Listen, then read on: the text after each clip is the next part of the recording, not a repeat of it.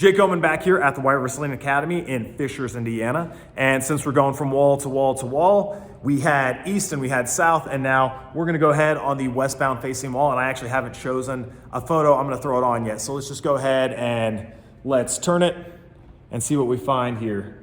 And this is a fun piece of memorabilia that I can explain that has a pretty solid story behind it too.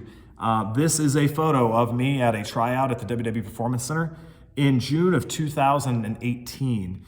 Also in that video, as we're doing push-ups, we all have an armband on, and that's how they know everyone down there, because obviously they can't memorize everyone's name. So they give everybody one of these little armbands. I was number 41.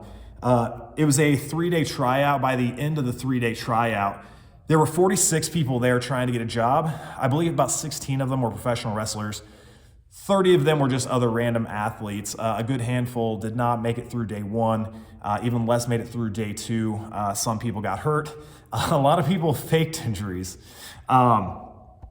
In this, you also see British professional wrestler Heidi Katrina, who I met in Japan and I crossed paths with, shockingly enough, a lot in Finland. You get Max Caster is also in that photo of the Acclaimed fame. Who else is in there? There's Odyssey Jones is in there. Chelsea Green isn't in this photo, but she was in that tryout too.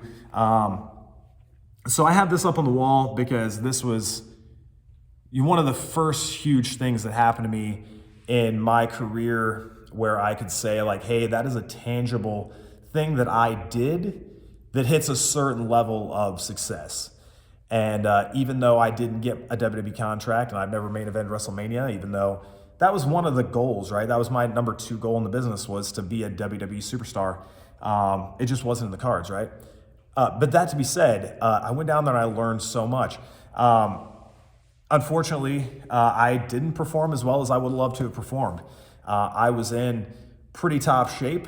However, they had 30 super athletes from college and professional sports in there, and doing a sled push against a 6'4", 240-pound former, outside lineman from some college, I just wasn't going to win.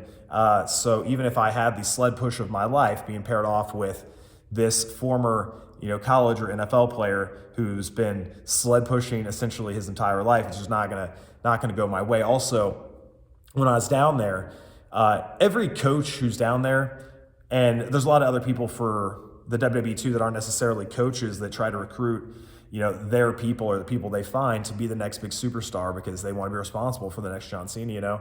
Unfortunately, the guy who brought me down, who I won't say his name yet, was not there when I was at my tryout. So it was myself and there were 1 or 2 other people there as a result of him, and he couldn't pull for us or vouch for us. So while there'd be groups of like 4 or 5 people that might go congregate with their person that brought them down, like say like a Mark Henry or somebody, and a guy who can really push for them to get an extra look or an extra notice or a pass if they don't do so well on something, I didn't really have that.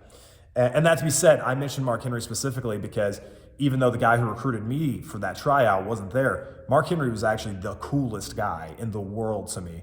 At one point I was doing high knees in the corner and they would scream down and you'd have to drop down to your stomach and pop back up and do high knees again. And I was the only one wearing boots on my feet, and my boots felt like 1,000 pounds.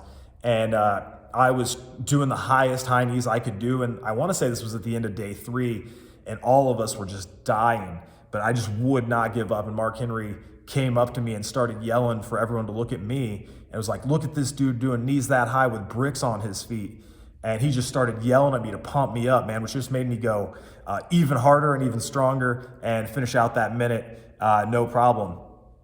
And side note, I was actually, during that tryout, I was in a corner of the ring where I actually did get just a little tiny glimpse of a clock similar to the one we have on the wall up here. So while I didn't know how long we were necessarily doing high knees, I was looking up at that clock and just thinking like, oh, we're probably gonna stop at this next minute. And I just kept going and going and going. I was like, well, I'll die after that clock hits whatever time we're stopping at. So that is a story of that picture right there up on the wall from the WWE Performance Center in 2018 and my little number 41 arm cuff. Make sure to follow us out while we're wrestling, like and subscribe to all that stuff. Also, I have a video of me talking a little more about the WWE Performance Center. I will leave that in the comments below in case you want to watch that. Thanks.